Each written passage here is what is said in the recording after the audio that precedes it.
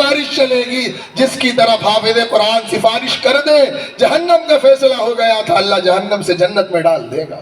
یہ مقام کس کو ملے گا؟ حافظ قرآن کو ملے گا. حافظ قرآن کے ماں باپ کو تاج پہنایا جائے گا. اور ایسی فضیلتیں بے شمار آئی ہے اللہ کے کلام کے اندر.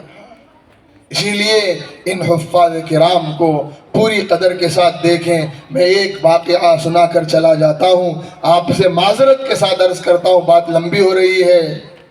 اس رمضان میں, گزشتہ رمضان میں, آپ ان حافظوں کی قدر سمجھیں اسی لیے سنا رہا ہوں. مصر ہم گئے تو ہم نے دیکھا سامنے قرآن مجید اتنا بڑا, میرے ہاتھ کے اتنا لگا ہوا ہے, سٹینڈ میں اٹکا ہوا ہے, تراویح دیکھ کے امام صاحب پڑھ رہے ہیں. یہ تو ہو گیا. گزشتہ رمضان میں اردن میں تھا, وہاں پر تو زمین نکل گئی. سامنے اسکرین پہ قرآن آ رہا ہے, تراویح میں امام صاحب دیکھ کے پڑھ رہے ہیں. ہم اپنی نماز تراویح پڑھ لیتے تھے الگ, حیرت ہوتی تھی. ہندوستان کے حفاظ کی قدر بیرون جائیں گے تو سمجھ میں آئے گی. یہ معصوم اپنے سینوں میں اتنا بڑا کلام لے کر تراویح میں ہمیں قرآن سنا رہے ہیں اور نمازوں کے دوران اللہ کا کلام سنا رہے ہیں. ان کی قدر ہو, ورنہ آج دنیا میں ایسے لوگوں کی کمی ہے. عربوں کا حال سنا رہا ہوں, عربوں کا, کسی اور کا نہیں. جس زمین پہ قرآن اترا ہے ملک شام میں کا ایک حصہ ہے, بلاد شام کا حصہ ہے اردن, جس کو جارڈن کہا جاتا ہے.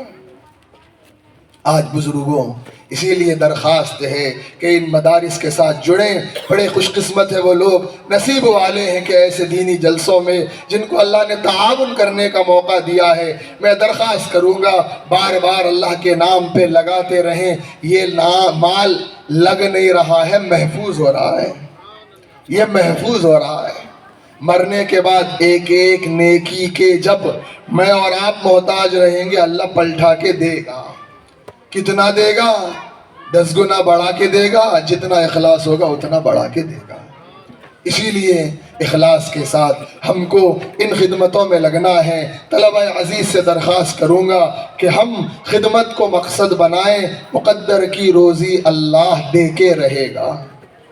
خدمت کی ہمارے اکابر نے, جیل میں ہیں حضرت شیخ الاسلام حسین احمد مدنی رحمۃ اللہ علیہ, قاری طیب صاحب رحمۃ اللہ علیہ نے دیکھا جیل میں حضرت مدنی کو قاعدہ بغدادی پڑھا رہے ہیں.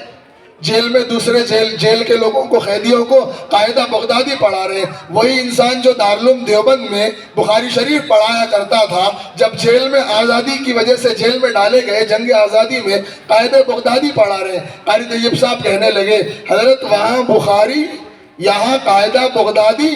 کہنے لگے وہاں بخاری کی ضرورت تھی, وہ خدمت انجام دے دی. یہاں کوئی بخاری پڑھنے والا نہیں ہے تو یہ خدمت انجام دے رہا ہوں. مقصود تو خدمت ہے, اللہ قبول کر لے, ہمارے لیے قسمت ہے. اخلاص ہوگا.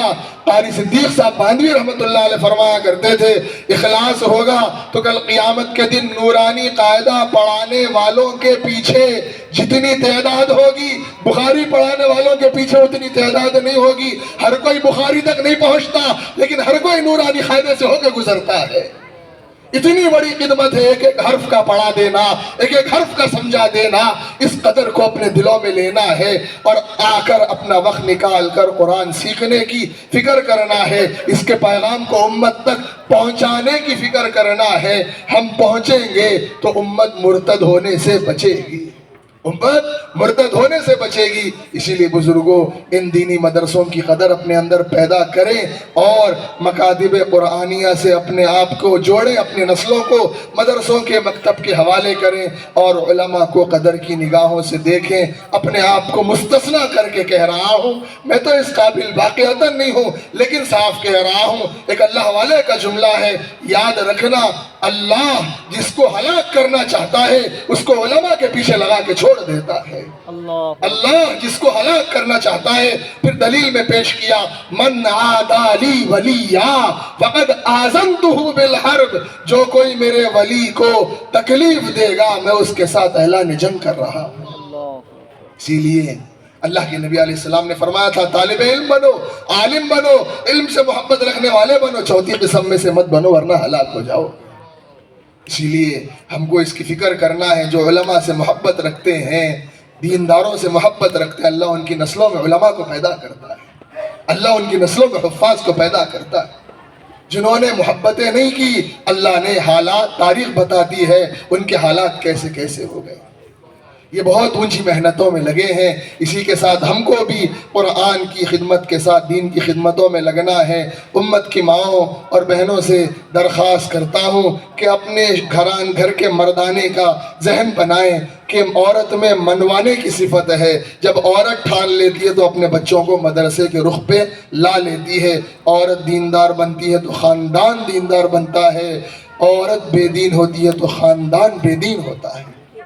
اللہ تعالیٰ سے دعا کرتا ہوں اللہ تعالیٰ اس مدرسے کو اور تمام مدارس دینیہ کو اپنے کرم سے پوری حفاظت فرمائے، دن دگنی رات چگنی ترقی نصیب فرمائے۔ کہی گئی سنی گئی باتوں پر سب سے پہلے کہنے والے کو ہم تمام کو توفیق عمل نصیب فرمائے۔ وآخر دعوانا ان الحمد للہ رب العالمین۔